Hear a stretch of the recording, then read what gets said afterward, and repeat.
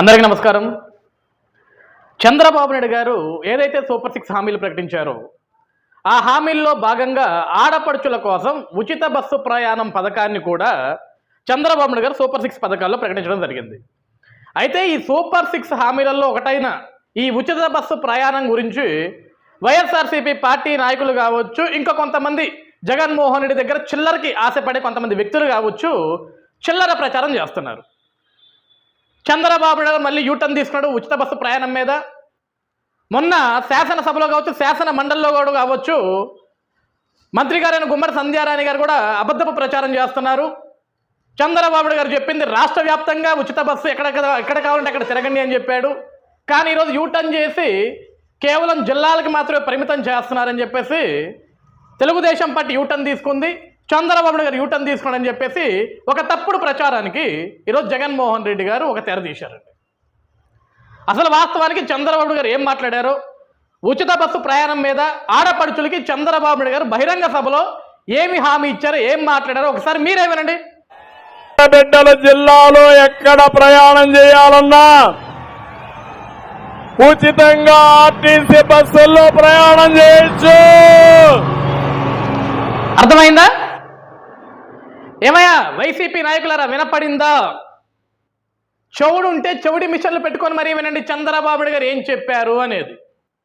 ఆడబిడ్డలందరూ కూడా సంతోషంగా మీ జిల్లాలలో ఒక ఊరి నుంచి ఇంకో ఊరికి మీరు ఉచితంగా బస్సు ప్రయాణం చెయ్యండి, ఇది ఆడబిడ్డలకి నేను ఇస్తున్న వరం అని చంద్రబాబు నాయుడు గారు భారీ బహిరంగ సభలో ఆడపడుచులందరూ కూడా కేరింతలు కొట్టారు ఆ రోజు ఆ హామీని విని. అదే హామీ గురించి గుమ్మడి సంధ్యారాణి గారు మంత్రి గారు శాసన మండలిలో కూడా చెప్పారు. దానికి వెంటనే వైసీపీ నాయకులందరూ బయటకు వచ్చి యూటర్న్ తీసుకున్నారు. ఆ రోజు రాష్ట్ర వ్యాప్తంగా అన్నారు, ఈరోజు జిల్లా వ్యాప్తంగా అన్నారంటే ఆయన చెప్పింది జిల్లా వ్యాప్తంగానే. జిల్లాలో ఆడబిడ్డలు ఎక్కడికి కావాలంటే అక్కడ తిరగండి అమ్మా, ఉచితంగా ప్రయాణం చేయండి అమ్మా అని చెప్పాడు.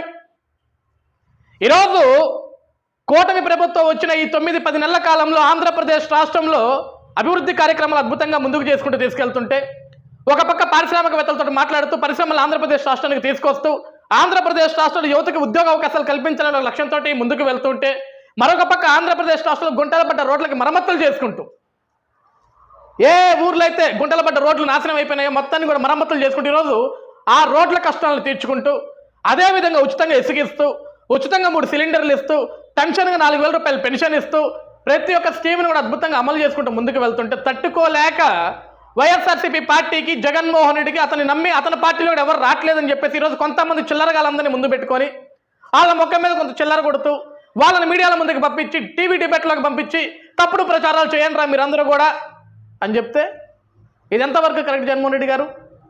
ఈరోజు నేను కూటమి ప్రభుత్వంలో ఉన్న వ్యక్తులకు కూడా, కూటమి ప్రభుత్వంలో ఉన్న నాయకులకు కూడా, కూటమి ప్రభుత్వాన్ని ప్రేమించే కార్యకర్తలకు కూడా చెప్తున్నాను, జగన్మోహన్ రెడ్డి చేసే ఇటువంటి తప్పుడు ప్రచారాలను తిప్పికొట్టండి.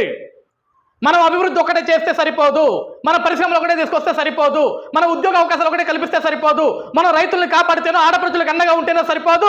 జగన్మోహన్ రెడ్డి చేసే తప్పుడు ప్రచారాన్ని కూడా ఎప్పటికప్పుడు తిప్పికొట్టి ప్రజలకి అసలైన నిజాలను తెలియజేయాలి. ఎందుకంటే వీళ్ళు ప్రజల విద్వేషాలు రెచ్చగొట్టాలని చూస్తారు జగన్మోహన్ రెడ్డి. కొంతమంది పరికమాల విధులందరినీ ముందుకు పట్టుకొస్తాడు, వాళ్ళని పెట్టి ప్రజల్లో విద్వేషాలు రెచ్చగొట్టి దీన్ని ఒక చర్చాశ్రయంగా తీసుకెళ్లాలని ఆలోచిస్తుంటాడు. కాబట్టి మనం మంచిని మంచిగానే చెప్పాలా, వాళ్ళు చేసే తప్పుని కూడా చెప్పు తెగేలాగా తిరిగేసి మరీ చూపించాలి. మనం చెప్పిందని మనం చేసేది ఏంటి? మనం చెప్పిన మాట ప్రకారమే చేస్తున్నాం, ఇచ్చిన హామీలు నెరవేర్చుకుంటూ వెళ్తున్నాం. జగన్ చేసే తప్పుడు ప్రచారాలను కూడా చెప్పుతోటి కొట్టి మరీ వాళ్ళకి తిరిగి చూపించాలి. ఆ రోజు మనం ఏమి హామీలు ఇచ్చాము, ఈరోజు మనం ఏం నెరవేరుస్తున్నాం అనేది. కాబట్టి జగన్మోహన్ రెడ్డి గారు మీ చిల్లరగాళ్ళందరికీ చెప్పండి, తప్పుడు ప్రచారాలు చేయటం మానుకోండి. ఇలాంటి తప్పుడు ప్రచారాలు చేసే 11కు బడి ప్రతిపక్ష స్థానం అడుక్కుంటున్నారు.